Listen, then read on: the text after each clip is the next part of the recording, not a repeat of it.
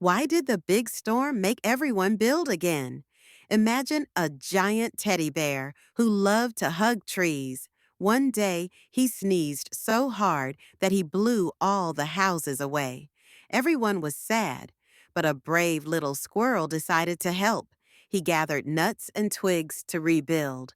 Soon, all the animals joined in, even the grumpy old owl. They built a new, stronger forest village.